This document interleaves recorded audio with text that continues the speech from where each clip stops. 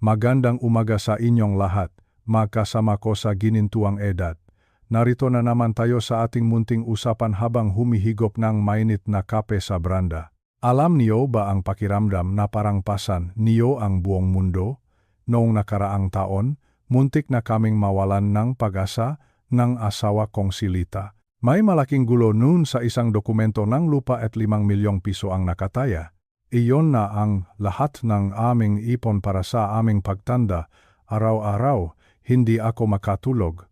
Tawag dito, tawag dun kay Attorney Garcia.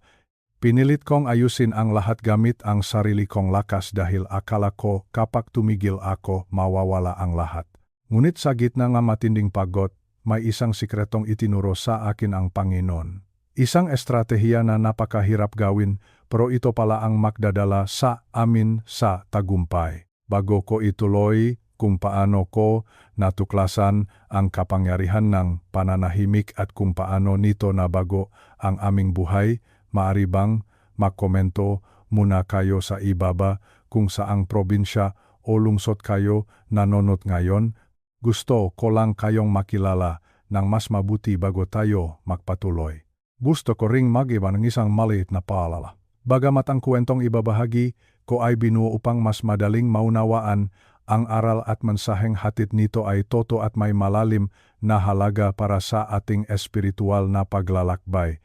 Mga kaibigan, aminin natin, napakahirap talagang maupo lang at tumahimik, lalo na sa ating mga Pilipino na lumaki sa kultura ng sipag at tiyaga mula pagkabata. Itinuro sa atin na ang tagumpay ay nakukuha lamang sa pamamagitan ng pagkayot, kayot ng kayot, trabaho ng trabaho, para bang kung hindi tayo gumagalaw, kung hindi tayo nagmamadali, ay wala tayong nararating.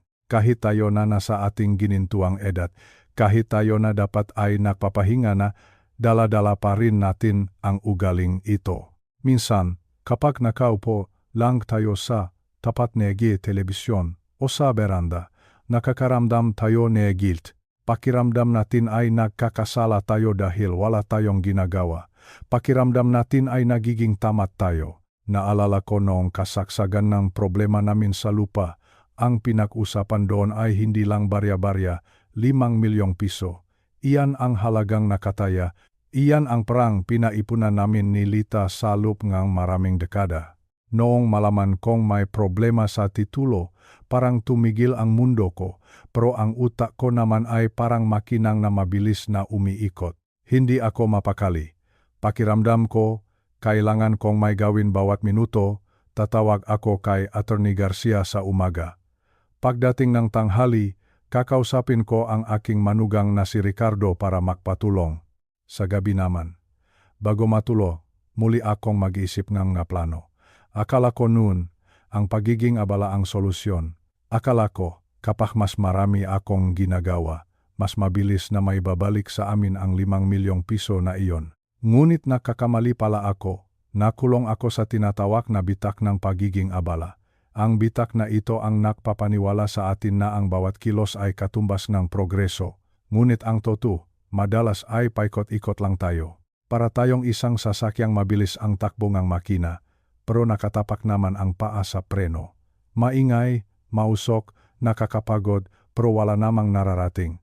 Ang ating katawan at isipan ay hindi idinisenyo para laging nasa ilalim ng pressure. Ang stress na nararamdaman natin, ang kabog sa dibdib kapag naisip ang problema, iyan ay hudyat na lumalampas na tayo sa ating limitasyon. Akala natin ay nagpapatuloy tayo, pero ang totoo ay naubos na tayo. Sa ating panahon ngayon, lalo na dito sa ating bansa, ang pagmamadali ay naging parang isang sakit. Gusto nating lahat na maging instant. Gusto nating mabilis ang resulta. Ngunit sa kaharian ng Panginoon, ang pagunlad ay hindi laging nakikita sa bilis ng takbo. Minsan, ang pinakamalakas na posisyong maari mong kunin ay ang pagkaupo, maupo at maghintay. Kailangang nating maunawaan na ang pagiging busy ay hindi palatandaan ng pagiging mahalaga. Maraming tao ang abalang-abala, pero malayo naman sa kapayapaan. Maraming tao ang laging tumatakbo, pero hindi naman alam kung saan pupunta. Huwag nating hayaan na nakawin ng bitak na ito ang ating katahimikan. Ang 5 milyong piso na iyon ay mahalaga, pero ang ating kalusugan at ang ating ugnayan sa Diyos ay mas mahalaga. Natutunan ko na ang paginto ay hindi pag-atras. Ang paginto ay ang pagbibigay daan sa mas malaking plano. Kaya kung ikaw ay nakakaramdam ng pagod ngayon, kung ikaw ay parang naubusan na ng lakas dahil sa dami ngang iniisip, huminga ka muna. Hindi ka nakakasala kung titigil ka saglit. Ang pagpapahinga ay hindi karangyaan. Ito ay isang pangangailangan. Sa susunod na kabanata, hihimayin natin kung bakit ang pagupo ay mas makapangyarihan kaysa sa pagtakbo. Manatili kayo dahil dito pa lang magsisimula ang tunay na pagbabago sa inyong pananaw. Makasama, magpahinga muna tayo sandali. Dito sa ikalawang bahagi nga ating pag-usap, gusto ko kayong dalhin sa isang katotohanang baka mahirap paniwalaan sa una. Sa mundong ito, itinuro sa atin na ang taong laging tumatakbo ang siyang malakas. Ang taong laging nakikipaglaban at laging abala ang siyang makapangyarihan. Ngunit sa kaharian ngang ating Panginoon, mayroong isang kakaibang baliktaran, isang paradox, ika nga, ang pinakamalakas na posisyong maaari mong kunin sa gitnang bagyo ay hindi ang pagtakbo ng mabilis. Hindi rin ito ang pakikipagbuno sa hangin. Ang pinakamalakas na posisyon ay ang pagupo, ang manahimik, ang pagiging kampante sa harap ng panganib.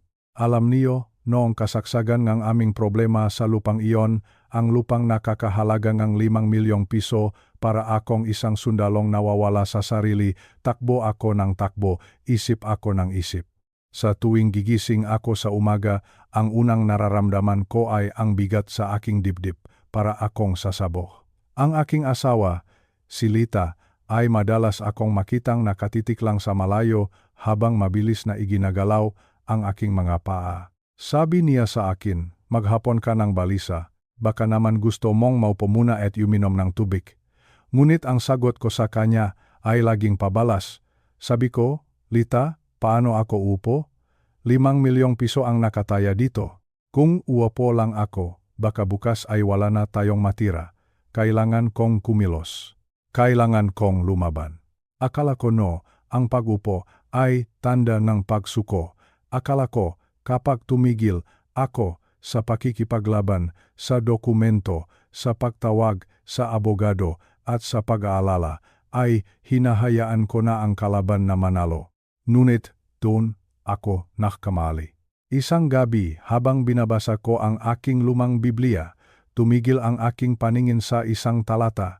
Sabi doon, sa pananahimik at sa pagtitiwala ay magiging inyong lakas. Napahinto ako. Binasa ko itong muli. Sa pananahimik at sa pagtitiwala ay magiging inyong lakas. Napaisip ako ng malalim. Ang lakas pala ay hindi nakmumula sa ingay nga aking mareklamo. Ang lakas pala ay hindi nanggagaling sa bilis nga aking pagtakbo. Ang tunay na lakas ay nasa kakayahang maupo sa paanan ng Panginoon habang ang paligid mo ay nakakagulo. Isipin niyo ito, makasama. Kapag ang isang bata ay natatakot sa gitnang dilim, hindi siya tumatakbo kung saan-saan. Ang ginagawa niya ay tumatakbo siya sa kanyang ama at doon ay naupo sa kandungan nito. Sa kandungan ng kanyang ama, doon niya natatakpuan ang pinakamalakas na proteksyon. Hindi siya ang lumalaban sa dilim. Ang kanyang ama ang bahala doon. Ang posisyon ng bata ay simple lang, ang maupo at magtiwala. Ganito rin ang nais ng Panginoon para sa atin. Ang 5 milyong pisong iyon ay masyadong malaki para sa akin. Kahit anong takbo ko, kahit anong pagod ko, hindi ko kayang buhatin ang bigat na iyon. Ngunit noong sandaling nakpasya akong maupo, ibig sabihin, ang isuko ang aking kontrol at hayaan ang Diyos na magmando, doon ko naramdaman ang tunay na kapangyarihan. Ang pag-upo ay hindi katamaran, ito ay isang matapang na pahayag sa kaaway. Kapag ikaw ay nakaupo ng payapa sa gitna ng iyong problema, sinasabi mo sa iyong kaaway na, hindi mo ako kayang galawin dahil ang aking tiwala ay nasa mas mataas na kapangyarihan. Ito ang tinatawag nating espiritual na pakikidigma. Sa mundo, ang sundalong nakaupo ay talo, pero sa langit, Ang taong marunong maupo at maghintay sa Panginoon ay ang siyang laging nananalo. Ang pagupo ay ang pagkilala na ang laban ay hindi sa iyo, kundi sa Diyos. Naalala ko, tinanong ako ngang aking manugang na si Ricardo.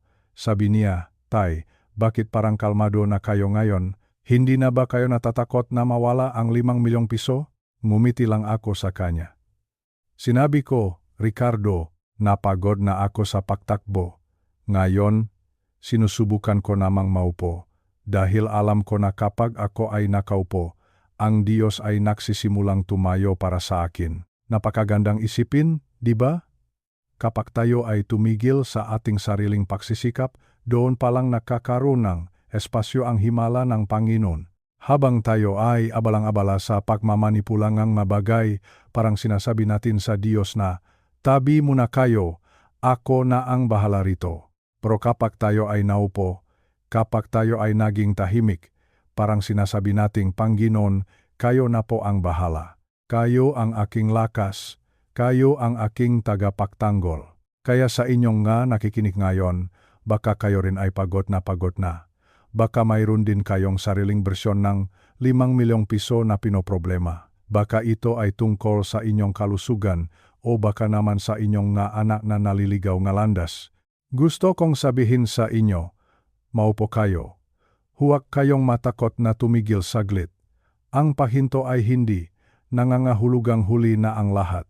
Sa katunayan, ang pahinto ay ang simula ng iyong tagumpay.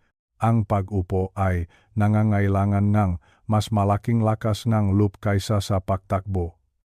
Mas madaling maging abala kaysa sa maging tahimik. Mas madaling magreklamo kaysa sa magtiwala. Ngunit ang pangako ng Panginoon ay tapat. Ang nanahihintay sa Kanya ay makakaroon ng panibagong lakas. Lilipat silang parang mga agila. Tatakbo sila pero hindi mapapagod. Lalakad sila pero hindi manghihina. Bakit? Dahil natuto silang maupo sa Kanyang presensya. Ma lolo at lola, ma kasama ko sa pananampalataya. Sa bawat araw na lumilipas, nawa ay matutunan nating yakapin ang katahimikan. Huwag nating hayaan na ang ingayng mundo ay magnakaw nga ating kapayapaan. Ang ating lakas ay hindi nasusukat sa dami nga ating nagagawa sa isang araw. Ang ating lakas ay nasusukat sa lalim na ating pagtitiwala sa Kanya habang tayo ay nakaupo lang at naghihintay. Tandaan niyo, ang Diyos ay hindi natutulog. Habang ikaw ay nakapahinga sa Kanya, Siya ay gising na nagtatrabaho para sa iyo. Ang 5 milyong piso, ang iyong masakit, ang iyong mapangamba, lahat iyan ay maliit na bagay lamang sa Kanya. Ang kailangan lang niya ay ang iyong pusong handang tumigil at magtiwala. Dito nagtatapos ang ating 2 kabanata. Sa susunod, pag-uusapan natin ang tungkol sa pinagmulan ng lahat ng ito, ang tinatawag nating rhythm of grace o ang hirap na ritmo ng biyaya. Paano nga ba nagsimula ang mundo sa pamamagitan ng pagpapahinga? Manatili kayong nakikinig. Dahil ang susunod na bahagi ay lalong magbibigay ng liwanag sa inyong mga puso. Magpahinga muna tayo ng kaunti at damhin ang pagmamahal ng Ama. Kumusta muli, mamahal kong kasama sa pananampalataya? Sana ay naging payapa ang inyong puso matapos nating pag-usapan ang kapangyarihan ng pag-upo. Ngayon, dadalhin ko kayo sa isang paglalakbay pabalik sa pinakasimula ng lahat. Nung wala pa ang ating mga problema, nung wala pa ang ingay ng mundo, at nung wala pa ang 5 milyong piso na naging mitsa ng aking pag-alala. Gusto kong balikan natin ang kwento ng paglikha sa Genesis. Doon natin matatagpuan ang tinatawag nating ritmo ng biyaya.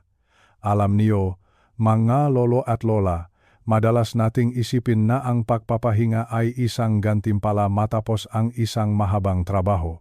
Sa ating kultura, sinasabi natin na magtrabaho ka muna ng husto para sa dulo ay makapagpahinga ka, para bang ang pahinga ay isang bagay na kailangan nating pahirapan. Ngunit sa matang Diyos, ang pahinga ay hindi isang premyo, ito ay isang ritmo, ito ay isang pundasyon. Balikan natin ang ginawang ating Panginoon. Sa loob ng 6 na araw, nilikha niya ang langit at lupa. Nilikha niya ang mabituin, ang mga karagatan, ang mga puno, at ang lahat ng nabubuhay. At sa ikapitong araw, ang sabi sa Biblia, ang Diyos ay nagpahinga. Ngunit huminto muna tayo rito at mag-isip ng malalim. Bakit nga ba nagpahinga ang Diyos? Nagpahinga ba siya dahil napagod siya sa paggawang mundo? Nagpahinga ba siya dahil sumasakit ang kanyang mga kamay sa pahubog sa atin? Siyempre hindi. Ang Panginoon ay hindi napapagod. Ang kanyang lakas ay walang hanggan. Nagpahinga ang Diyos sa ikapitong araw. Hindi dahil siya ay pagod, kundi dahil siya ay tapos na. Tapos na ang kanyang gawa. Ang pagpapahingang iyon ay isang pagdiriwang ng pagtatapos. Ito ay ang pagtatakda ng isang sagradong ritmo para sa ating lahat. Itinuro niya sa atin na ang buhay ay may indayok. May panahon ng paggawa at may panahon ng pagtanggap sa natapos na gawa. Ngayon, heto ang pinakamagandang bahaging kwentong ito na madalas nating makalimutan. Nilikha ang tao sa ika-6 na araw. Ibig sabihin, ang kauna-unahang buong araw ng tao sa mundong ito, ang kanyang unang gising, ang kanyang unang hininga ay nangyari sa ikapitong araw. Ang unang buong araw ni Adan at Eva ay hindi isang araw ng trabaho, ito ay isang araw ng pahinga. Isipin niyo iyon. Ang tao ay hindi nagsimula sa pagtatrabaho para sa Diyos. Ang tao ay nagsimula sa pamamagitan ng pagpapahinga kasama ang Diyos. Bago pa man turuan ng Diyos si Adan kung paano mag-alaga ng halaman o magpangalan ng mahayop, pinaranas muna niya sa tao ang kanyang kapayapaan. Ang pahinga ay ang ating panimulang punto. Hindi tayo nagtatrabaho para makakuhang pahinga. Nagtatrabaho tayo mula sa ating pahinga. Noong maunawaan ko ito, para bang may nabasak na pader sa aking isipan. Naalala ko ang aking sarili noong panahong balisang-balisa ako sa 5 milyong piso. Pakiramdam ko noon, kailangan kong magtrabaho ng husto, kailangan kong magmakaawa sa mga tao, kailangan kong ubusin ang aking lakas para lang makuha ang hustisya. Nakalimutan ko na ang aking buhay ay dapat na nagsisimula sa kapayapaan ng Diyos. Nakalimutan ko ang ritmo. Ang ating buhay ay parang musika. Sa musika, mayroong mga nota, ngunit mayroon din namang mga res o mga bahagi kung saan walang tunog. Kung ang musika ay puro nota lang at walang tigil, ito ay magiging ingay lang, nakakarindi, nakakapagod pakinggan. Ang magabahaging at tahimikan sa musika ang nagbibigay ng ganda at kahulugan sa bawat kanta, ganun din ang ating buhay. Ang pagpapahinga ang nagbibigay ng ganda sa ating magagawa. Ang ritmo ng biyaya ay ang pakilala na ang ating halaga ay hindi nakadepende sa kung gaano tayo kabizi. Sa ating mga Pilipino, lalo na sa ating mga nakatatanda, madalas nating ikabit ang ating halaga sa kung ano ang kaya nating gawin para sa pamilya. Gusto nating magluto para sa mga apo, gusto nating maglinis ng bahay, gusto nating laging may inaasikaso. At kapag hindi na natin kaya ang mga iyon dahil sa ating edad, nalulungkot tayo. Pakiramdam natin ay wala na tayong silbi. Ngunit ang sabi ng Panginoon, anak, bago ka pa man gumawa ng anuman, mahal na kita. Bago mo pa man napatunayan ang sarili mo, binigyan na kita nga pahingahan. Ang unang araw mo sa mundo ay pahinga. Iyon ang biyaya. Ang biyaya ay ang pagtanggap ng isang bagay na hindi mo pinahirapan. Ang pahinga ay isang regalo na dapat lang nating tanggapin ng may pasasalamat. Noong sinubukan kong yakapin ang ritmong ito sa gitna ng aking problema, nakbago ang aking dalangin. Hindi na ako nanalangin ng Panginoon, tulungan niyo akong ayusin ito dahil pagod na ako. Sa halip, naging ganito ang aking bulong. Panginoon, salamat dahil tapos na ang inyong gawa. Salamat, dahil bago pa man dumating ang problemang ito, inihanda na ninyo ang aking kapahingahan. Tatanggapin ko ang anyong ritmo. Alam niyo, ang asawa kong si Lita ay napansin ang pagbabagong ito. Isang hapon, habang nakaupo kami sa ilalim ng puno ngangga, sabi niya sa akin, parang mas maaliwalas ang mukha mo ngayon. Hindi ka na ba nag-aalala sa 5 milyong piso? Sumagot ako sa kanya ng may ngiti. Sabi ko, Lita, naririnig ko na ang ritmo, hindi ko kailangang magmadali. Ang Diyos ang unang gumalaw, at ako ay susunod na lamang sa kanyang indayok.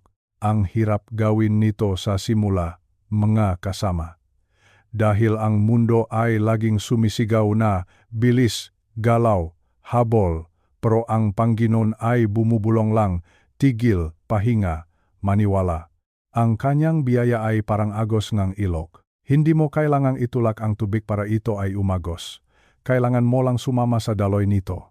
Sa bawat gising niyo sa umaga, bago niyo isipin ang magamot na inumin, ang magbayarin sa kuryente, o ang masakit sa tuhod at likod, alalahanin niyo ang unang araw ng tao. Alalahanin niyo ang unang araw ni Adan. Wala siyang ginawa kundi ang mamangha sa ganda ng nilikha ng Diyos at magpahinga sa kanyang piling.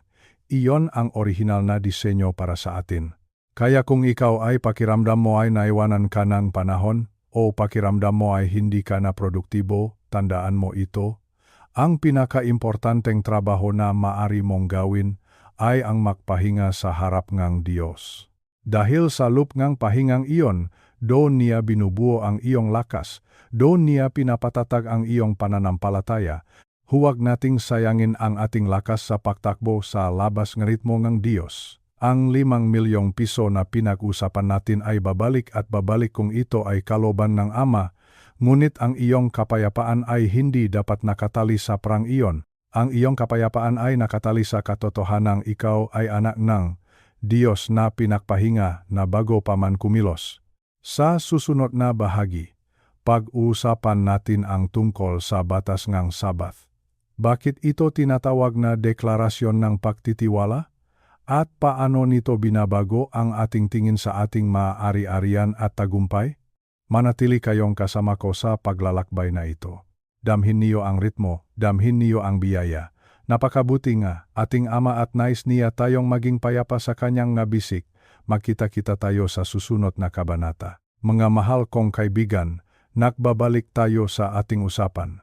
Sana ay komportable kayo sa inyong kinaupuan habang dinadamdam ang bawat salitang ating pinagsasaluhan. Sa nakaraang kabanata, pinag-usapan natin ang ritmo ng biyaya. Ngayon naman, nais kong dalhin kayo sa isang mas malalim na paksa. Isang paksa na babago sa paraan ng inyong pagtingin sa inyong mapagsisikap at tagumpay. Ito ang tinatawag nating batas ng Sabat.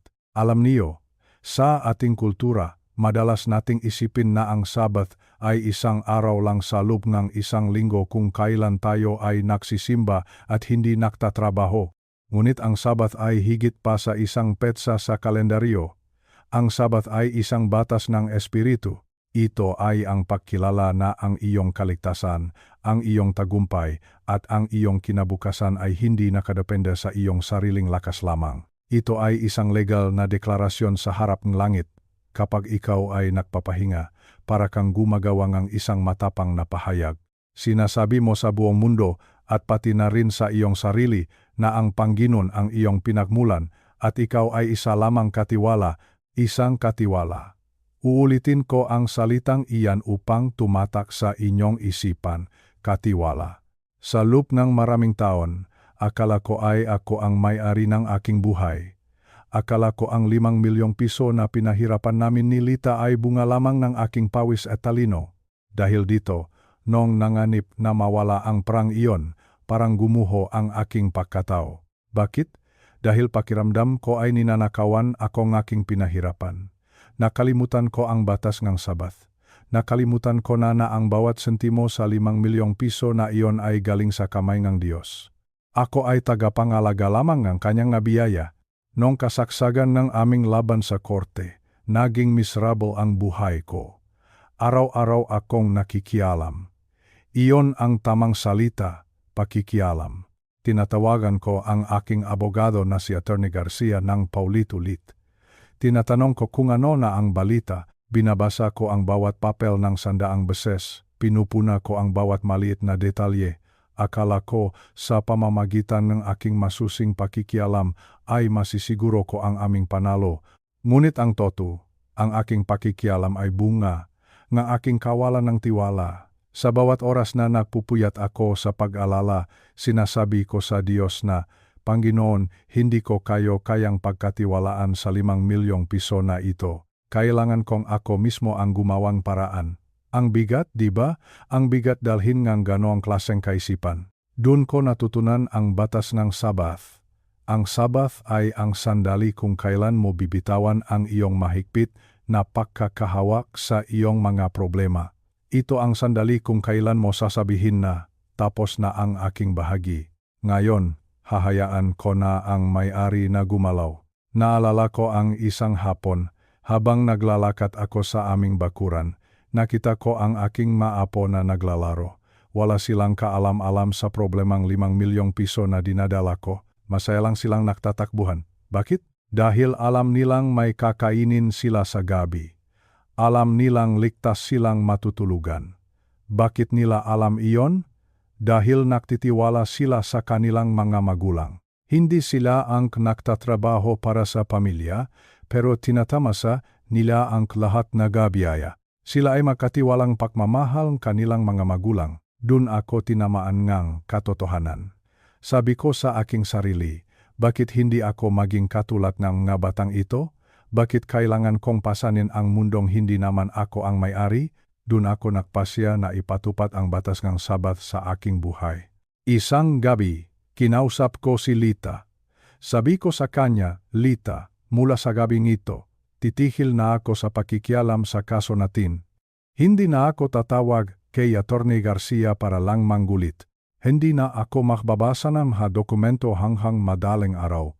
Ipagdarasal natin ito at pagkatapos, itutulok na natin ng mahimbing. Noong una, parang may kung anong kumukurot sa puso ko. Natatakot ako. Paano kung makamali ang abogado? Paano kung makuha ng iba ang 5 milyong piso? Ngunit paulit-ulit kong sinasabi sa aking isipan, ang Diyos ang aking source. Ako ay steward lamang. Steward, tagapangalaga, katiwala. Ang pakikipaglaban ng nakatayo ay mahirap, pero ang pakikipaglaban ng nakaluhod at nakapahinga ay mas makapangyarihan. Nung tumigil ako sa aking mga negatibong pakikialam, doon ko nakita ang pakilos ng Panginoon. Noong hindi na ako ang humaharang sa daan gamit ang aking takot, doon nakaroon ng puwang para sa kanyang himala. Mga lolo at lola, alam ko ang inyong nararamdaman. Sa ating edad, gusto nating maging sigurado ang lahat para sa ating pamilya. Gusto nating maayos ang pamana natin sa ating mga anak. Pero tandaan niyo ito, ang tagumpay ay hindi bunga ng iyong pakayot lamang. Ang tagumpay ay bunga ng probisyon ng Diyos. Ang iyong pagsisikap ay mahalaga. Pero ang basbas ng Panginoon ang nagpapayaman ng walang kalakip na hapis. Kapag ikaw ay nagpapahinga, gumagawa kang isang legal na pahayag sa espiritual na mundo, sinasabi mo sa kaaway na ang iyong buhay ay nakatago sa presensya ng Ama. Ang iyong kinabukasan ay hindi kayang sirain ng anumang gulo sa korte o anumang halaga ng pera. Kahit ang 5 milyong piso na iyon ay hindi sapat para nakawin ang iyong kapayapaan kung alam mong ang Diyos ang may-ari ng lahat. Sa bawat araw na pinipili mong magtiwala kaysa mag-alala, ipinapatupad mo ang batas ng Sabath. Itigil mo na ang pagiging general manager ng universe. Hayaan mo ang Diyos na maging Diyos.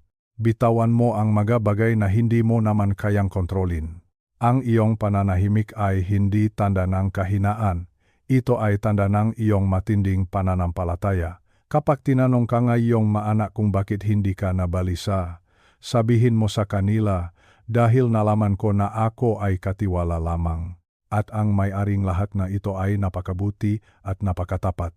Kaya, makasama, hihilingin ko sa inyo ngayon, ano ang bagay na pilit mong kinokontrol sa kasalukuyan? Ano ang 5 milyong piso sa buhay mo na hindi mo mapakawalan? Ipaubaya mo na iyan sa Kanya. Ipagdeklarang ang Sabath ay buhay sa iyong puso.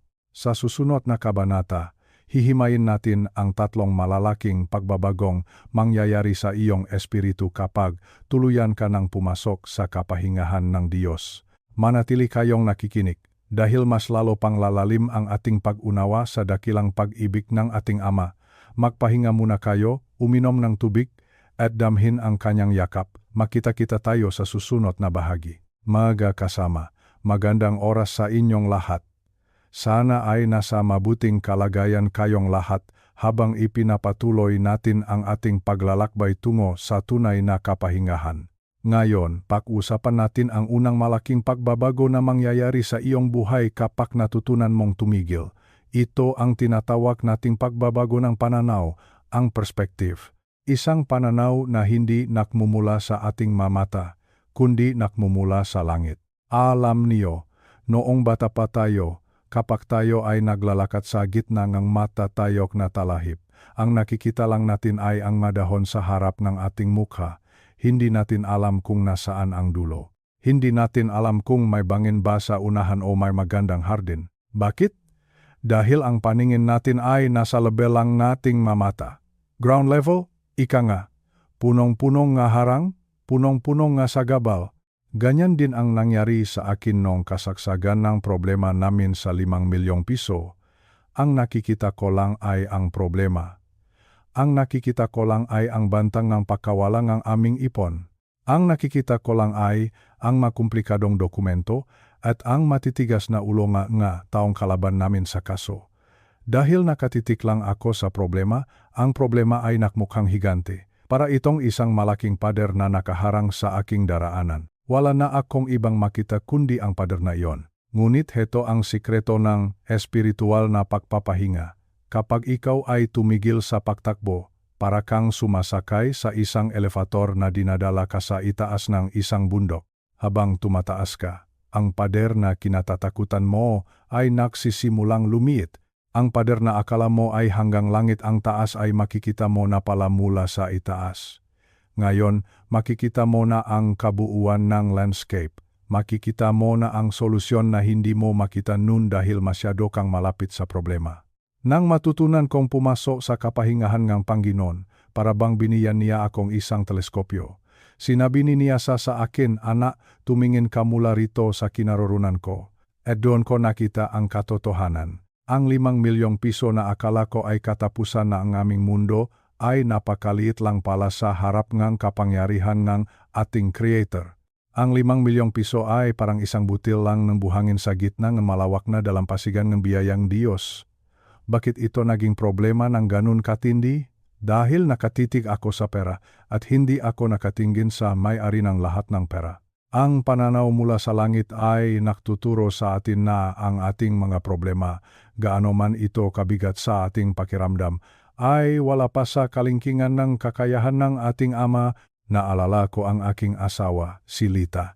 Noong mapanahong iyon, ang kanyang pag-alala ay parang isang bagyong hindi tumitigil. Gabi-gabi siyang hindi makatulog. Paulit-ulit niyang tinatanong, paano na tayo? Paano na ang mga apo natin kung hindi mabalik ang pera? Ang kanyang pag-aalala ay naging parang isang madilim na ulap na bumabalot sa aming tahanan. Nakakahawa ang kanyang kaba. Ngunit nung pumasok ako sa katahimikan, naging tungkulin ko na ipakita rin sa kanya ang pananaw mula sa itaas. Isang gabi, habang nakaupo kami sa beranda, hinawakan ko ang kanyang kamay. Sabi ko sa kanya, Lita, tingnan mo ang mabituin sa langit. Sino ang may gawa niyan? Sino ang nagpapanatili sa kanila sa kanilang pwesto gabi-gabi? Tumingala siya at tumahimik. Ipinagpatuloy ko ang aking sinabi. Ang Diyos na naglagay ng bawat bituin sa langit ay ang siyaring Diyos na may hawak sa ating kaso. Ang 5 milyong piso ay hindi kayang magpatumba sa Kanya kung ang buong universe ay kaya niyang kontrolin ng walang kahirap-hirap. Hindi ba niya kayang ayusin ang ating problema?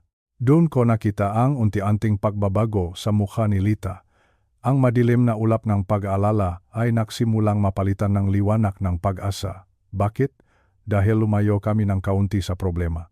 Umakyat kami sa bundok ng pananalik at tumingin kami mula sa itaas. Ang perspektif ay lahat. Kapag ikaw ay nasa gitnang giyera, ang nakikita mo lang ay ang usok at ang mga bala. Pero kapag ikaw ay nasa itaas ng bundok, makikita mo na ang kalaban ay napapaligiran na pala ng hukbong ang Panginoon. Makikita mo na ang victory ay nakasulat na sa dulo. Ang pagpapahinga ay ang paraan ng Diyos upang i-adjust ang ating paningin. Madalas, ang ating spiritual eyesight ay nagiging malabo dahil sa pagod. Nakakakita tayo nga multo na wala naman dun.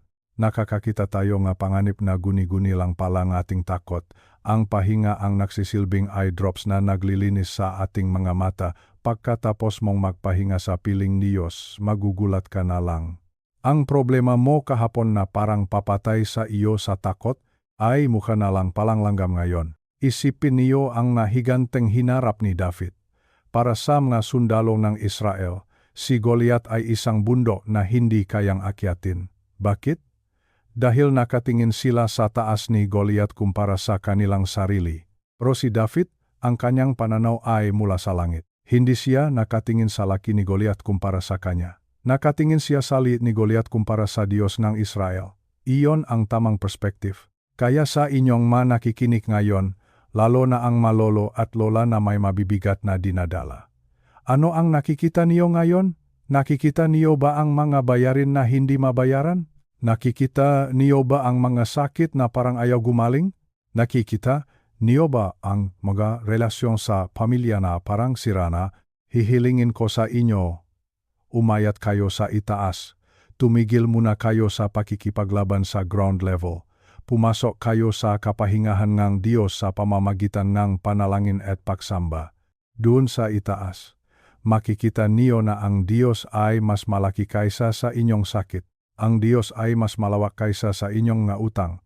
Ang Diyos ay mas makapangyarihan kaysa sa anumang 5 milyong piso. Ang pananaw mula sa langit ay nagbibigay sa atin ng kapayapaan na hindi kayang ibigay ng mundo dahil kahit na hindi pa nababalik ang pera o kahit hindi pa gumagaling ang sakit, payapa ka na.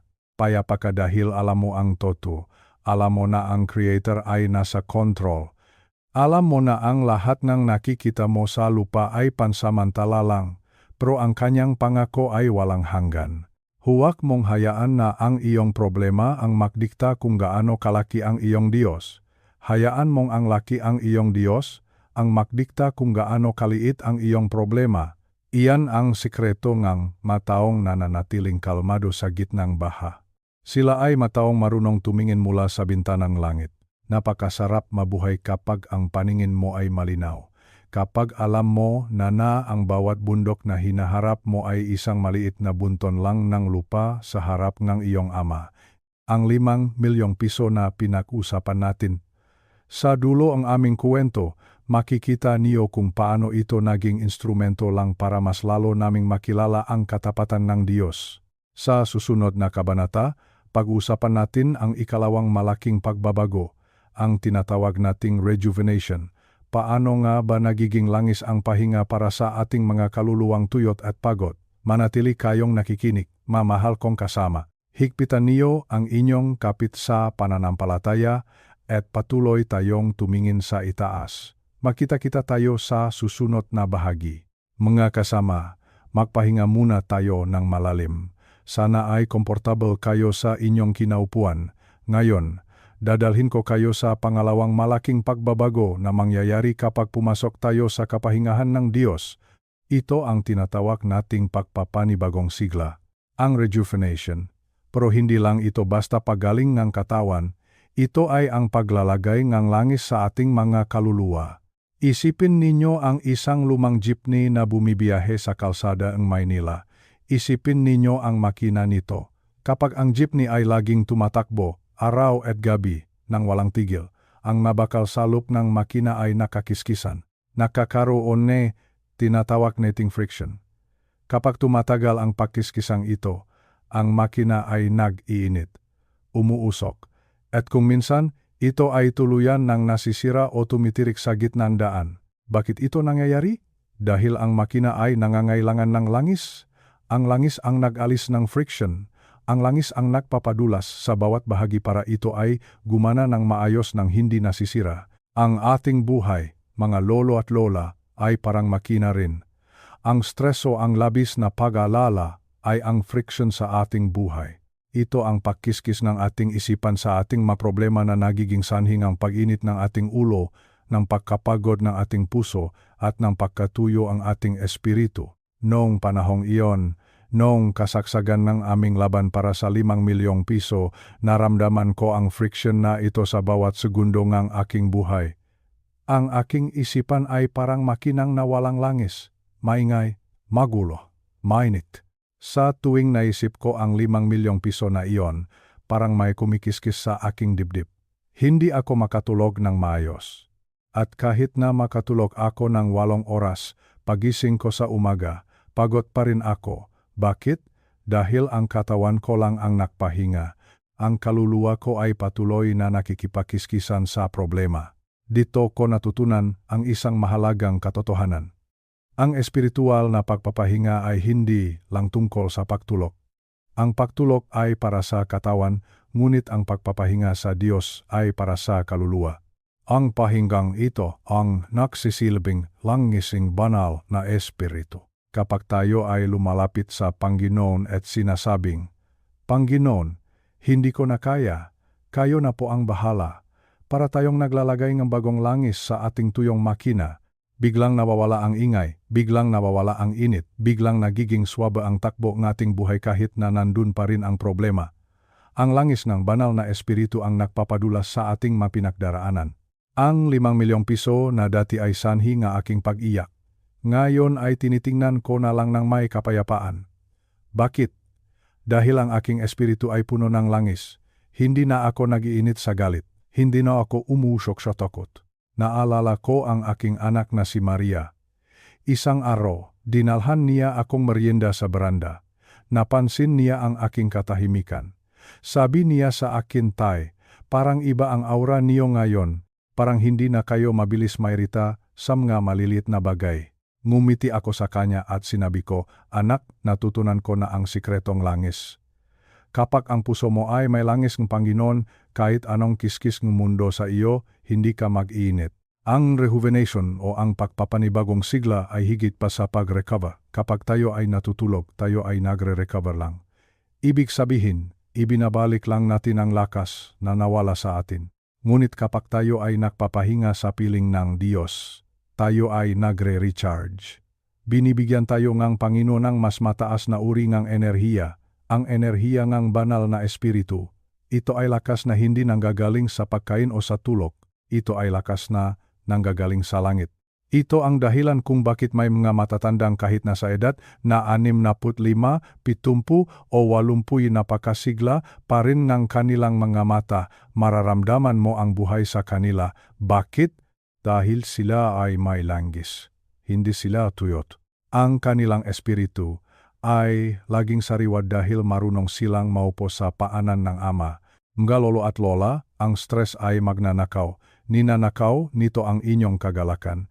Ninanakaw nito ang inyong kalusugan. Ninanakaw nito ang inyong panahon kasama ang inyong mga mahal sa buhay. Huwag ninyong hayaang ang inyong makina ay masira dahil lang sa kakulangan ng langis. Ang 5 milyong piso ay hindi katumbas ng inyong buhay. Ang problemang inyong kinakaharap ngayon ay hindi dapat maging sanhi ng inyong pagkatirik. Pumunta kayo sa Panginoon. Magpahinga kayo sa Kanya.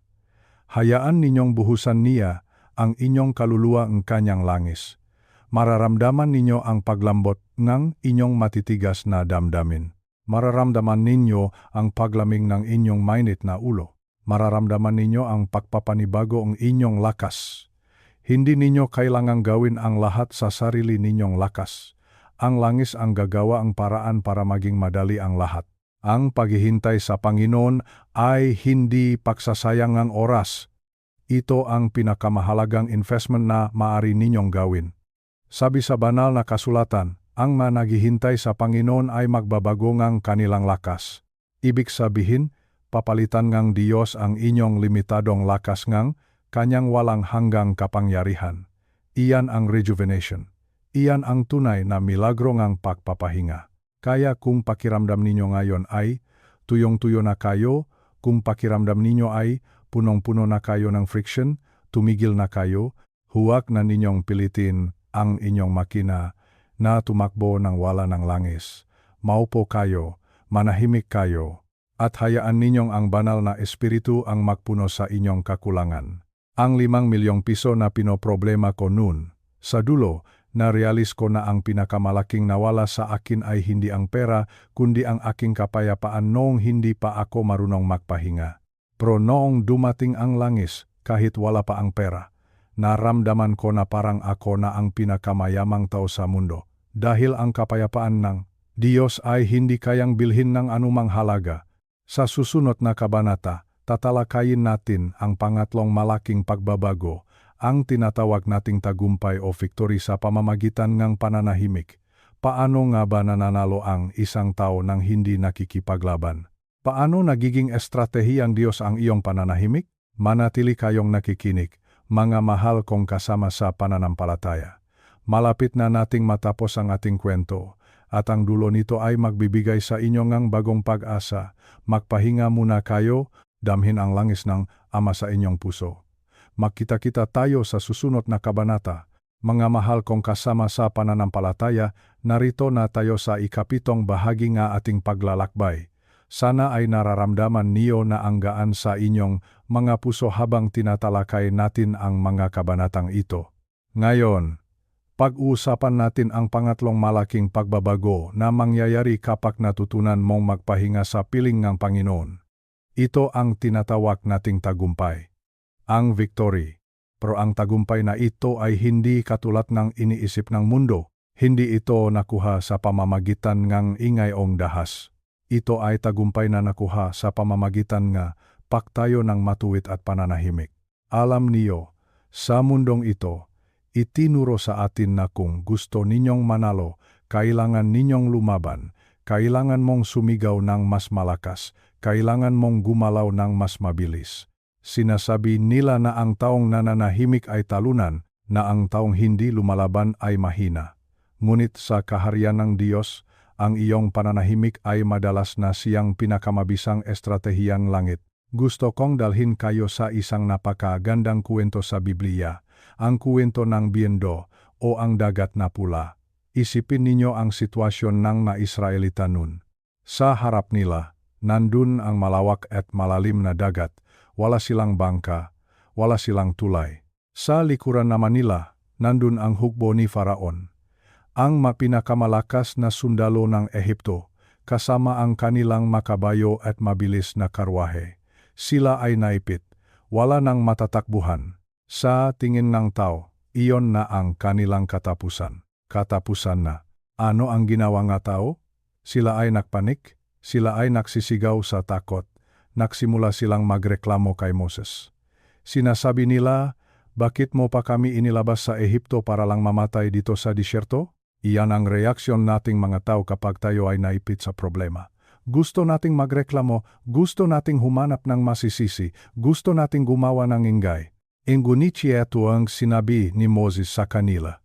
Isang utos na parang walang katuturan sa gitna enigiyera. Sabi niya, huwag kayong matakot. Tumayo lang kayo ng matuwid, manuji kayo, dahil ang Panginoon ang siyang makikipaglaban para sa inyo, at ang kailangan niyo lang gawin ay manahimik.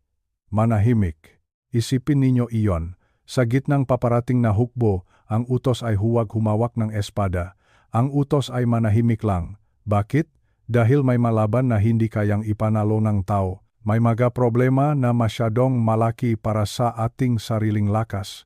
At sa masandaling iyon, ang tanging paraan para manalo ay ang bigyan ng espasyo ang Diyos na gumalaw. Noong kasagsagan ng problema ko sa aming lupa, ang lupang nakakahalaga ng 5 milyong piso, para rin akong isang Israelita sa harap ng dagat na pula, pakiramdam ko ay naipit ako. Wala akong kapangyarihan laban sa mga dokumentong nawawala at sa mga taong gustong mandaya sa amin. Ang instinct ko, ang likas kong ugali ay makialam, pakikialam. Iyon ang ginagawa nating lahat, di ba? Gusto nating imanipulate ang sitwasyon para pumabor sa atin. Tinatawagan ko ang bawat taong kakilala ko. Naghahanap ako ng koneksyon. Pinipilit kong pabilisin ang proseso. Pero sa bawat pakikialam ko, lalo lang gumugulo ang sitwasyon. Lalo lang kaming nakakaroon ng delay. Para akong sumasagwan sa gitnang baha, pero lalo lang akong lumulubog. Hanggang sa narinig ko ang bulong ng Panginoon sa aking puso. Sabi niya sa akin, anak, tumigil ka na sa pakikialam. Stop meddling. Meddling. Ang pakikialam ay tandang kawalang tiwala. Sinasabi natin sa Diyos na, tumingin muna kayo rito. Baka hindi niyo alam ang gagawin niyo, ako na ang bahala. Napakasama, di ba? Pero iyon ang katotohanan. Kapag hindi tayo tumitigil sa pag-aalala at pakikialam, hinaharangan natin ang kamay ng Diyos. Hinihintay lang ng Diyos na tayo ay mapagod at sumuko. Hinihintay niya na bitawan natin ang kontrol para siya naman ang magsimulang kumilos. Start moving, iyon ang sabi niya. Kapag tumigil ka sa iyong pakikialam, doon siya magsisimulang gumalaw para sa iyo. Naalala ko nung sinabi ko kay Ricardo, ang aking manugang, na hindi na ako pupunta sa opisina ng abogado sa loob ng isang buwan. Sabi ni Ricardo sa akin, Tay, baka naman makalimutan nila ang kaso natin kapag hindi tayo nakpakita. Ngumiti ako sa kanya at sinabi ko, Ricardo, sa loob ng maraming buwan, tayo ang kumikilos pero walang nangyayari.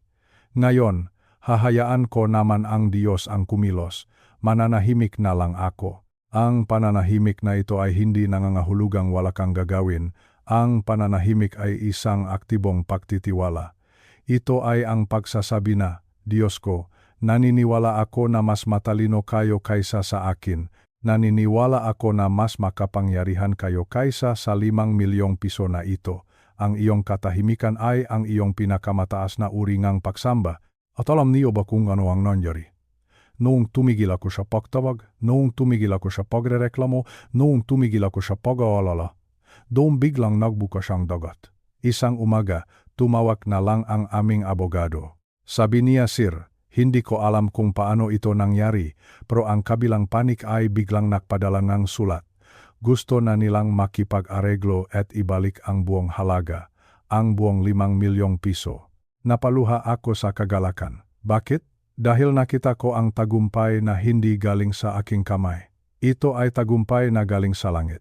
Nakita ko na habang ako ay nananahimik, ang Panginoon ay gising na nagpapakilos sa puso ang aking mga kalaban. Binuksan niya ang dagat para sa amin. Mga lolo at lola, baka kayo rin ay nasa harap ng inyong sariling dagat na pula ngayon. Baka ang faraon niyo ay ang sakit sa katawan, o baka ang kakulangan sa pera, o baka ang gulo sa loob ng pamilya. Gusto kong sabihin sa inyo, huwag niyo nang subukang buksan ang dagat gamit ang inyong sariling kamay, hindi niyo iyan kaya. Manahimik kayo, itigil niyo na ang pakikialam, itigil niyo na ang paulit-ulit na pag-iisip kung paano mareresolba ang problema. Ang Diyos ay may estratehiya na hindi niyo pa nakikita. Hinihintay lang niya na maging tahimik ang inyong kaluluwa para marinig niyo ang kanyang tinig. Ang iyong pananahimik ay isang sandata. Sinasabi nito sa kawe na wala siyang kapangyarihan sa iyong emosyon. Sinasabi nito sa mundo na ikaw ay may tagapagtanggol. Ang tagumpay ay hindi laging nakikita sa ingayng labanan. Minsan, ang pinakamalaking tagumpay ay nangyayari sa pinakatahimik na sandaling ang iyong pananalangin. Huwag kang matakot na maging tahimik. Huwag kang matakot na tumayo lang at manod. Ang Diyos na humawi sa dagat na pula ay ang siyaring Diyos na kasama mo ngayon, ang 5 milyong piso na pinag-usapan natin. Sa dulo, ito ay naging paalala. Sa akin na ang tunay na kayamanan ay ang malaman na ang Panginoon ang nakikipaglaban para sa akin. Kaya sa gabing ito, bago kayo matulog, ibigay niyo na sa Kanya ang inyong espada. Ibigay niyo na sa Kanya ang inyong reklamo. Manahimik kayo at magtiwala. Hayaan niyo ang Panginoon na magsimulang humala. Ang inyong victory ay abot kamay na basta't marunong kayong maupo at maghintay. Sa susunod na kabanata, tatalakayin natin kung bakit ang pagpapahinga ay itinuturing na isang espiritual na pakikidigma. Bakit ito ang pinakamabisang paraan para talunin ang kaaway? Manatili kayong nakikinig dahil ang dulo ng ating kuwento ay lalong magpapatibay sa inyong pananalig. Magpahinga muna kayo at hayaan ang kapayapaan ng Diyos na bumalot sa inyong puso. Makita-kita tayo sa susunod na bahagi. Mahal kong kasama sa pananampalataya. Narito na tayo sa 8 bahagi ng ating paglalakbay. Sana ay gising na gising pa ang inyong espiritu. Ngayon, pag-usapan natin ang isang katotohanan na baka mabigla kayo.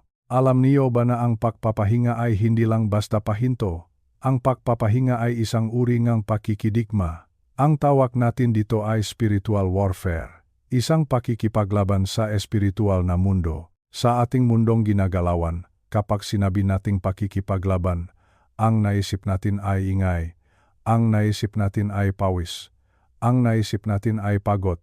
Ngunit sa kaharian ng Diyos, ang pinakamabisang paraan para talunin ang kaaway ay ang pananatiling payapa sa gitna ng bagyo.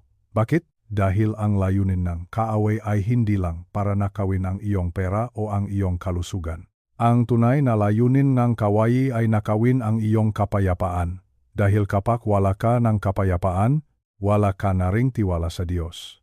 Madalas, tayong mga Pilipino ay may maling akala tungkol sa pagpapahinga. Akala natin kapag ang isang tao ay nakaupo lang at hindi balisa, siya ay tamat. Sinasabihan natin ang ating mga sarili na, huwag kang tumigil, baka tawagin kang batugan. Lalo na tayong mga nakatatanda na ang buong buhay ay ibinuhos sa pagkayot. Pakiramdam natin ay kailangan nating laging may pinatutunayan. Ngunit kailangan nating baguhin ang ating definisyon. Ang pagpapahinga ay hindi katamaran. Ang pagpapahinga ay pananampalataya. Ulitin ko ito para tumatak sa inyong puso. Ang pagpapahinga ay pananampalataya. Ito ay ang pagsasabi na naniniwala ako na ang Diyos ay mas malaki kaysa sa aking problema. Noong kasagsagan ng aming laban para sa 5 milyong piso, naramdaman ko ang matinding pag-ataking kaaway. Pero hindi ito pag-atake sa aking bangko, ito ay pag-atake sa aking isipan. Gabi-gabi, may bumubulong sa akin. Sinasabi ngang boses na iyon, wala na, hindi na may babalik ang 5 milyong piso na iyon, mapapahiya ka sa pamilya mo. Maghihirap kayo ni Lita sa inyong pagtanda. Ang layunin ng boses na ito ay gawin akong balisa, gawin akong desperado. Dahil kapag desperado ang isang tao, gumagawa siya ng medyo maling desisyon. Isang gabi, habang hindi ako makatulog, naramdaman ko ang isang banal na galit sa aking puso, hindi galit sa tao, kundi galit sa takot na ibinibigay ng kaaway. Doon ko naintindihan ang sikreto. Sabi ko sa aking sarili, kung gusto ng kaaway na maging balisa ako, ang pinakamalakas na suntok na maibibigay ko sa kanya ay ang maging payapa. Kaya ang ginawa ko, sa halip na mag-isip kung paano mababawi ang 5 milyong piso ay natulog ako ng mahimbing. Iyon ang aking paraan ng pakikidikma. Sa pamamagitan ng pagtulok ng may tiwala, sinasabi ko sa kaaway na, wala kang kapangyarihan sa akin, hindi mo kayang kontrolin ang aking emosyon. Ang aking kapayapaan ay hindi galing sa 5 milyong piso, kundi galing sa aking Ama sa langit. Ang pagpapahinga ay isang donjiyang o isang matinding hampas sa mukhang kaaway. Kapag nakikita ng kaaway na ang lahat ay gumuguho na sa paligid mo, pero ikaw ay kumakanta pa rin ngang papuri at nakakatulog pa rin ng maayos, siya ay nalilito, nawawalan siya nga armas. Dahil ang armas niya ay takot, at ang takot ay walang silbi sa taong punong-puno ng kapayapaan ng Diyos. Naalala ko nung kinausap ako nga aking asawa, si Lita, sabi niya, hindi ba tayo dapat mag-alala? 5 milyong piso ang pinag-usapan natin. Sumagot ako sa kanya ng may katatagan. Sabi ko, Lita, ang pag-aalala ay pagsuko sa kaaway. Ang pagtitiwala ay ang ating pakikipaglaban. Magpahinga tayo dahil iyon ang ating pinakamabisang sandata. Ang pagpapahinga ay isang deklarasyon. Isang malakas na sigaw sa espiritual na mundo na nagsasabing ang iyong buhay ay hindi nakabase sa kung ano ang mayroon ka sa mundo. Hindi ito nakabase sa iyong retirement fund. Hindi ito nakabase sa iyong titulong lupa. Ang iyong buhay ay nakatago sa presensya ni Kristo. Kapag ikaw ay nagpapahinga, sinasabi mo sa mundo na ang iyong source ay hindi ang gobyerno, hindi ang bangko, at hindi ang iyong sariling lakas. Ang iyong source ay ang Panginoon. At dahil ang Panginoon ay hindi kailanman nakukulang, wala kang dahilan para manginig sa takot. Isipin ninyo si Jesus sa gitna ng bagyo sa dagat. Ang madisipulo ay nakakagulo na. Natatakot silang lumubog ang bangka. Pero ano ang ginagawa ni Jesus? Siya ay natutulog sa likuran ng bangka. Natutulog. Bakit? Dahil alam niya kung sino siya. Alam niya na ang hangin at ang dagat ay sumusunod sa kanya. Ang kanyang pagtulog ay hindi katamaran. Ang kanyang pagtulok ay ang kanyang posisyon ng kapangyarihan. Iyan ang nais ng Diyos para sa inyo, mga lolo at lola, sa kabilang nga sakit na nararamdaman ninyo sa inyong katawan, o sa kabilang nga gulo sa inyong pamilya, nais ng Diyos na kayo ay makaroon ng pagtulok ni Jesus, isang kapayapaan na hindi kayang unawain ng tao, isang katahimikan na nagpapatahimik din sa kaaway. Ang bawat minuto na pinipili mong huwag mag-alala ay isang tagumpay sa giyera. Ang bawat sandali na pinipili mong magtiwala kaysa magreklamo ay isang hakbang patungo sa iyong himala. Ang 5 milyong piso na pinag-usapan natin, naging napakaliit na bagay nito. Nung narealise ko na ang tunay na laban ay ang panatilihing malinis at payapa, ang aking puso, huwag kayong padadaya sa boses ng mundo na nagsasabing kailangan niyo pang magtrabaho ng husto para maging ligtas. Ang inyong kaligtasan ay garantisado na sa kamay nga Ama. Ang inyong kinabukasan ay nakasulat na sa kanyang palat. Ang pagpapahinga ay ang inyong legal na karapatan bilang mga anak ng Diyos. Gamitin ninyo ang karapatang ito. Ipaglaban niyo ang inyong kapahingahan. Kung mayroon mang pilit na nagnanakaw ng inyong tulok ngayon, sabihin niyo sa kanya, umalis ka. Dahil ang aking Diyos ay hindi natutulog, kaya ako naman ay makakapagpahinga. Iyan ang tunay na lakas, iyan ang tunay na karunungan. Ang inyong pananahimik ay hindi pagsuko. Ito ay ang pag-aabang sa pagkilos ng hukbong langit. Habang ikaw ay tahimik, ang nga anghel ng Panginoon ay kumikilos na para sa iyo. Habang ikaw ay nakapahinga, ang Diyos ay nag-ayos na ngang gagusot sa iyong buhay. Ang 5 milyong piso, ang iyong mabayarin, ang iyong nasakit, lahat iyan ay inaayos na sa sandaling magpasya kang magtiwala. Sa susunod na kabanata, pag-usapan natin ang tungkol sa imbitasyon ni Jesus. Bakit hindi siya nagbigay ng bagong listahan ng madapat gawin? Bakit ang tanging inaalok niya ay ang kanyang sarili? Manatili kayong nakikinig, dahil ang dulo nga ating usapan ay magbibigay sa inyong ang pinakamalaking kagalakan. Magpahinga muna kayo, huminga ng malalim, at damhin ang tagumpay sa inyong puso. Makita-kita tayo sa susunod na bahagi. Mamahal kong kasama sa dapit hapon buhay, narito na tayo sa ikasiyam na bahagi nga ating pag-usap. Sana ay nananatili kayong komportable habang binubuksan natin ang ating mga puso sa mensaheng ito. Ngayon, pag-usapan natin ang tungkol sa isa sa pinakamagandang pangako sa buong mundo. Ang imbitasyon ng ating Panginoong Hesus. Alam niyo, sa mundong ating kinagisnan, ang bawat imbitasyon ay laging may kalakip na kondisyon. Kapag ikaw ay inimbitahan sa isang trabaho, may listahan sila ngang dapat mong gawin. Kapag ikaw ay inimbitahan sa isang handaan, may inaasahan silang dadalhin mo o gagawin mo. Ang buhay natin ay tila naging isang mahabang listahan ng to-do list. Gawin mo ito, tapusin mo iyan. Ayusin mo ang ganito.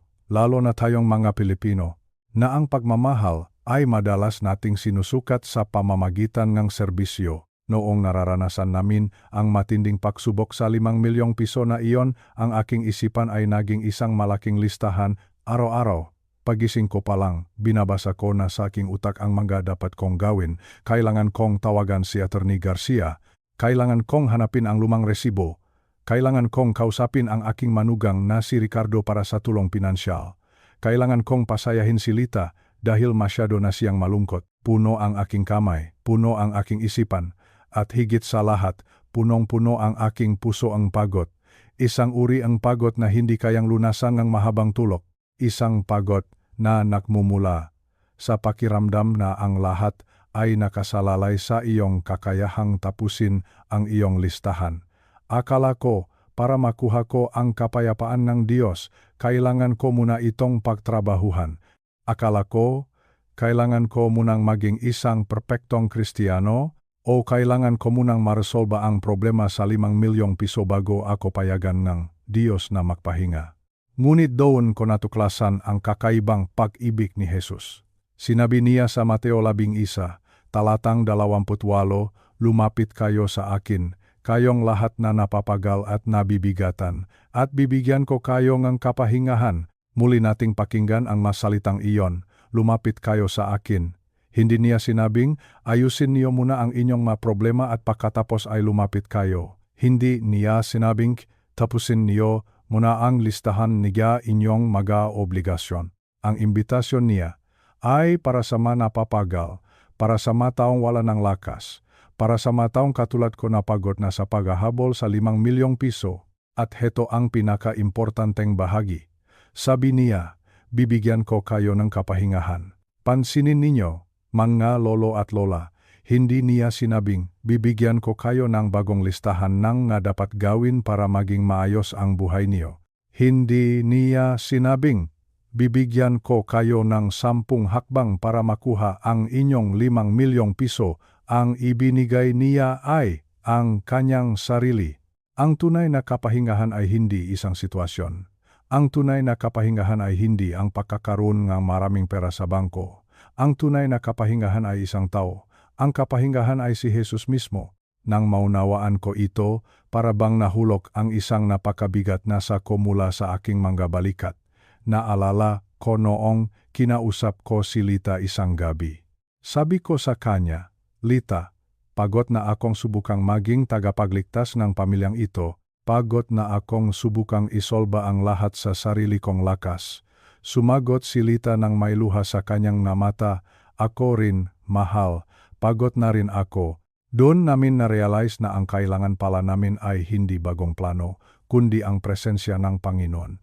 Noong nga sandaling iyon, hindi namin nakuha ang 5 milyong piso. Hinirent na pa ang makadokumento sa core, pero naramdaman namin ang isang kapayapaan na hindi kayang ipaliwanag. Bakit? Dahil tinanggap namin ang kanyang imbitasyon. Huminto kami sa paggawa at nagsimula kaming lumapit. Ang presensya ng Diyos ang siyang pinakamataas na uri ng pahinga. Kapag kasama mo ang Panginoon, ang iyong magampanin ay hindi na nagiging pasanin. Ang kanyang presensya ay parang isang malambot na unan sa gitnang matitigas na batong buhay. Sa kanya, hindi mo kailangang magpanggap. Sa kanya, hindi mo kailangang patunayan na ikaw ay malakas pa o produktibo pa. Tatanggapin ka niya dahil mahal ka niya, hindi dahil sa dami ng iyong nagawa. Kaya sa inyong nakikinig ngayon, na baka nakakaramdam na sila ay wala ng silbi dahil sa kanilang edad. O baka naman ay balisang-balisa sa kinabukasan ng kanilang maanak at apo. Gusto kong sabihin sa inyo, bitawan niyo na ang inyong listahan. Itapon niyo na ang inyong listahan ni magpag-alala. Ang Panginoon ay hindi naghahanap ng iyong serbisyo sa oras na ito. Naghahanap siya ng iyong puso. Nais niyang pumasok sa iyong sitwasyon at siya mismo ang maging iyong kapayapaan. Ang 5 milyong piso na pinag-usapan natin. Sa dulo, ito ay naging background na lang dahil ang focus namin ay nalipat sa muka ng aming tagapagligtas. Isipin ninyo ang isang maliit na bata na pagod sa paglalaro. Pagdating gabi, hindi siya gumagawa ng plano kung paano magiging masaya bukas. Ang ginagawa lang niya ay sumasandal siya sa dibdib ng kanyang ina. Doon sa pagitan ng tibok ng puso ng kanyang ina, doon niya nakukuha ang lahat ng lakas na kailangan niya. Wala siyang listahan, mayroon lang siyang relasyon. Ganyan din ang nais ng Panginoon para sa inyo. Huwag kayong matakot na maging wala ng magagawa. Dahil sa sandaling aminin mo na wala ka ng magagawa, doon magsisimulang gawin ng Diyos ang lahat. Ang kanyang biyaya ay sapat. Ang kanyang presensya ay higit pa sa sapat. Sa tuwing naramdaman ko ang takot tungkol sa aming kaso, binubulong ko lang ang pangalan ni Jesus. Hindi ako humihingi ng pra. Hindi ako humihingi ng mabilis na resulta. Sinasabi ko lang, Panginoon, kailangan ko po kayo. Kayo po ang aking kapahingahan. At nga, ang bigat ay nawawala. Ang dilim ay nagliliwanag. Dahil kapag kasama mo ang source ng lahat ng kapayapaan, wala nang puwang ang anumang kaguluhan. Kaya, makasama, hihilingin ko sa inyo ngayon. Ano ang nakasulat sa iyong to-do list na nagpapabigat sa iyong puso? Ano ang maobligasyong pilit mong tinatapos kahit wala ka ng lakas? Ipaubaya mo na iyan kay Jesus. Tanggapin mo ang kanyang imbitasyon. Lumapit ka sa kanya ng walang dala. Lumapit ka sa kanya bilang ikaw. Ang kapahingahan ay hindi nangangahulugang mawawala ang iyong nga problema. Ang kapahingahan ay nangangahulugang may kasama ka na sa loob ng iyong nga problema. At ang kasama mong iyon ay ang siyang lumikha ng langit at lupa. Kung siya ay nasa panig mo, sino ang makakalaban sa iyo? Kahit ang 5 milyong piso, kahit ang masakit sa katawan, lahat iyan ay kailangang yumukot sa kanyang presensya. Dito nagtatapos ang ating ikasiyam na kabanata. Sa huling bahagi ng ating pag-usapan natin kung paano tuluyang hahayaang mangyari ang himala, paano nga ba maging isang miracle receiver sa halip na maging isang miracle maker. Manatili kayong nakikinig dahil ang huling kabanata ay ang magbubukas ng pinto para sa inyong bagong simula. Magpahinga muna kayo sa kanyang piling. Damhin ang pagmamahal na walang kondisyon. Makita-kita tayo sa susunod na bahagi. Mga mahal kong kasama, narito na tayo sa huling yugto nga ating paglalakbay. Isang malaking karangalan para sa akin na makasama kayo sa paglalakbay na ito mula sa unang kabanata hanggang dito sa dulo. Sana, sa sandaling ito, ay mas gumaan na ang inyong pakiramdam. Sana ay mas malinaw na ang inyong pananaw. Ngayon, sa ating huling pakukwentuhan, nais kong ibahagi sa inyo ang pinakaimportanteng hakbang para makita ang himala sa inyong buhay. Ito ay ang sining ng pagpapaubaya. Ang hayang mangyari ang plano ng Diyos. Letting it happen. Alam niyo, malolo at lola, madalas tayong mabuhay sa ilalim ng matinding pressure. Sa loob ng maraming taon, itinuro sa atin na tayo ang driver ng ating buhay, tayo ang may hawak ng manibela. At dahil dito, kapag may dumating na problema, ang unang reaksyon natin ay guminaw o guminggal. Ang ating mga balikat ay tumitigas. Ang ating mga panga ay nangangalit. Ang buong katawan natin ay nagiging tensyonado. Para tayong isang boksingero na laging handang sumuntok dahil sa takot na tamaan. Ganyan ang hitsura ko noong pinoproblema ko ang 5 milyong piso na iyon. Kung makikita niyo lang ako noon, ang aking mga balikat ay laging nakataas hanggang sa aking mga tainga. Punong-puno akong tensyon. Akala ko, sa pamamagitan ng pagiging tensyonado, ay mas nagiging handa ako. Akala ko, ang aking pag-alala ay ang makina na magpapaandar sa aking himala. Akala ko, kung hindi ako mag-alala, ay walang mangyayari. Ngunit heto ang isang malaking katotohanan na natutunan ko. Ang iyong pag-alala ay hindi isang makina. Hindi ito engine. Ang iyong pag-alala ay isang preno. Ito ay brake. Ulitin ko ito dahil napakahalaga nito. Ang iyong pag-aalala ay ang preno na pumipigil sa himalang idinadalangin mo. Isipin ninyo ang isang sasakyan. Gusto mong umabante. Gusto mong makarating sa iyong destinasyon. Pero habang tinatapakan mo ang gas, tinatapakan mo rin ang preno ng napakadiin. Ano ang mangyayari? Maingay ang makina, umusok ang gulong, pero hindi ka gumagalaw, nasusunog lang ang iyong enerhiya, nasasayang lang ang iyong lakas. Ganyan ang epektong pag-alala sa ating buhay. Gusto nating mangyari ang himala, pero ang ating takot ang siyang pumipigil dito. Kaya ang unang payo ko sa inyo ngayon ay napakasimple pero napakamakapangyarihan. Ibagsak niyo ang inyong balikat. Ngayon din, habang nakikinig kayo, pakiramdaman niyo ang inyong katawan. Pakawalan niyo ang tensyon sa inyong mga balikat. Hayaan niyo itong bumaksak ng malambot. Huminga kayo ng malalim. Pakawalan niyo ang hangin ng dahan-dahan. Kapag ibinabaksak mo ang iyong mga balikat, gumagawa kang isang pisikal na aksyon na may espiritual na kahulugan. Sinasabi mo sa iyong sarili na, hindi ko na kailangang pasanin ang mundo. Sinasabi mo sa Diyos na, Panginoon, kayo na po ang bahala. Ang pagpapakawalang tensyon ay ang unang hakbang para alisin ang paa mo sa preno. Naalala ko noong isang hapon, matapos ang maraming buwan ng pag-alala sa 5 milyong piso, naupo ako sa aking paboritong silya sa beranda. Ipinikit ko ang aking mga mata at sinabi ko, Panginoon, tapos na po ako. Hindi ko na kayang galingan. Hindi ko na kayang pilitin ang pagkakataon. Magpapahinga na po ako. Dun, sa unang pagkakataon, naramdaman ko ang tunay na ginhawa. Ibinagsak ko ang aking mga balikat. At alam niyo ba kung ano ang nangyari? Nung sandaling tuluyan na akong sumuko at nagtiwala, doon nangyari ang himala. Hindi dahil naging magaling ako, kundi dahil naging tahimik ako. Doon tumawag ang aming abogado, si Attorney Garcia. Ang boses niya sa kabilang linya ay masigla. Sabi niya, "Sir, nakuha na natin ang settlement. Ibinabalik na nila ang buong 5 milyong piso, tapos na ang laban." Napahagulgol ako sa kagalakan, pero hindi lang dahil sa pera.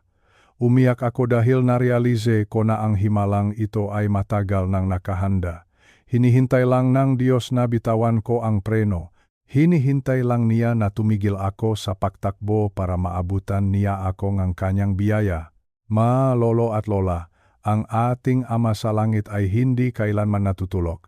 Hindi niya kailangan ang tulong mo para ayusin ang iyong buhay. Ang sitwasyon mo, gaano man ito kagulo, ay nasa ilalim ng kanyang kontrol. Ang kailangan mo lang gawin ay ang mumalaanggala o ang sumandal sa kanyang mga bisig, leaning back. Huwag kang gumeser, huwag kang magpumiglas, sumandal ka lang. Isipin mo ang isang sanggol na karga ng kanyang ama. Ang sanggol ba ay nag-alala kung saan kukuhang gatas? Ang sanggol ba ay nagpaplano kung paano babayaran ang kuryente?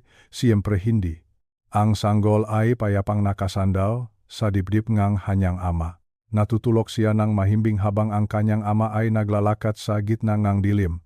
Ang kaligtasan ng sanggol ay hindi nakabase sa kanyang lakas, kundi sa lakas ng bisik na may karga sa kanya. Kayo rin, mga kasama, ay karga ng inyong ama. Hindi kayo napag-iwanan, hindi kayo nakakalimutan. Ang inyong edad, ang inyong masakit, ang inyong makakulangan. Lahat iyan ay hindi hadlang sa himala ni Diyos. Ang tanging hadlang ay ang iyong pagtanggi na magpahinga. Ang pagpapahinga ay hindi karangyaan. Ito ay ang iyong legal na karapatan bilang anak ng Diyos. Pumasok ka sa kanyang kapahingahan ngayon. Panorin mo kung paano niya gagawin ang trabaho para sa iyo. Ang 5 milyong piso na pinag-usapan natin ay isa lamang maliit na patunay na ang Diyos ay tapat. Kung nagawa niya sa akin, gagawin din niya sa inyo. Kaya bago tayo magpaalam, hilingin ko sa inyo ang isang huling bagay. Bitawan niyo na ang pressure. Bitawan niyo na ang pangangailangang isolba ang lahat ngayon din. Ang creator ng buong universe ang may hawak sa inyong kaso. Hindi siya makakamali. Hindi siya hihinto hanggat hindi natatapos ang kanyang mabuting gawa sa inyo. Kung ang mensaheng ito ay nakbigay sa inyong ng kapayapaan sa gitna ng inyong bagyo, mangyaring ay subscribe ang channel na ito at ibahagi ang video na ito sa isang kaibigan o kapamilya na kailangan ding tumahimik at magtiwala sa araw na ito. Ang inyong simpleng pagbabahagi ay maaring maging simulan himala para sa ibang tao. Tandaan niyo, ang pinakamalakas na posisyon ay ang pag-upo. Ang pinakamabisang estratehiya ay ang pananahimik. At ang pinakamagandang regalo ay ang kapayapaan ng Diyos. Maraming salamat sa inyong pakikinig. Pagpalain kayo ang may kapal at nawa ay maging mahimbing ang inyong tulog ngayong gabi dahil alam ninyong ang Diyos ang gising para sa inyo. Kita-kita tayo sa ating susunod na pagkukuwentuhan. Hanggang sa muli, mga mahal kong kasama sa pananampalataya. Manatiling payapa, manatiling may tiwala, sapagkat ang himala ay nariyan na. Kailangan mo lang itong hayaang mangyari. Mga mahal kong kasama sa pananampalataya, narating na natin ang dulo ng ating makabuluhang usapan. Sa loob ng 10 kabanata na ating pinagsaluhan, hinalukay natin ang bawat sulok ng ating puso. Sinuri natin ang ating mga takot, ang ating mga pagod, at ang ating mga pagkakamali sa pahawa ng manibela ng ating buhay. Ang kwento ng aming pamilya at ang pakikipaglaban para sa 5 milyong piso ay hindi lamang isang simpleng salaysay tungkol sa pra. Higit pa ron, ito ay isang patutu. Isang patutu na ang Diyos ay buhay at tapat sa kanyang napangako. Noong mga sandaling binitawan ko ang aking mahigpit na hawak sa 5 milyong piso na iyon, doon ko natakpuan ang isang bagay na mas mahalaga. Natakpuan ko ang kapayapaan na hindi kayang bilhin ng anumang halaga sa mundo. Nalaman ko na ang tunay na lakas ay hindi nasusukat sa kung gaano tayo kagaling makipagdalo o makipaglaban. Ang tunay na lakas ay ang kakayahang manatiling payapa habang ang lahat sa paligid mo ay nakakagulo. Iyon ang tunay na tagumpay.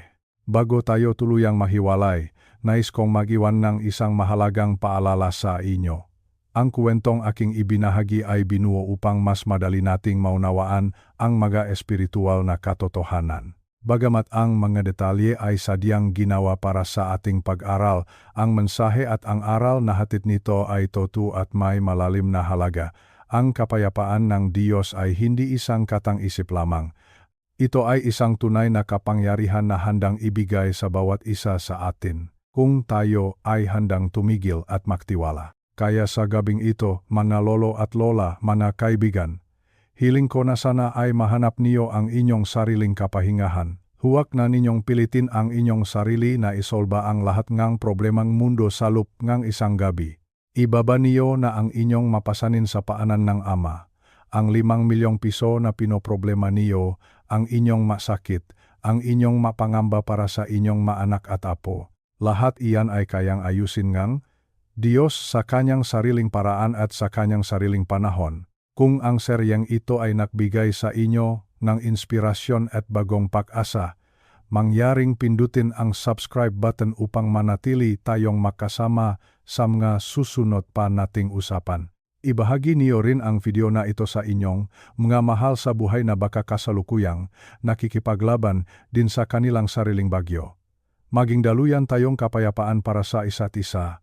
Maraming salamat sa inyong oras at sa inyong bukas na puso. Ako ay nananalangin na ang biyaya at pag-ibig ng Panginoon ay laging manahan sa inyong mga tahanan. Maging mahimbing nawa ang inyong tulok ngayong gabi, dahil alam ninyong ang Diyos ang gising para sa inyo. Pagpalain kayo ngang may kapal. Hanggang sa muli nating pagkikita sa susunod na video. Paalam muna sa ngayon, at manatiling payapa sa piling ng Ama.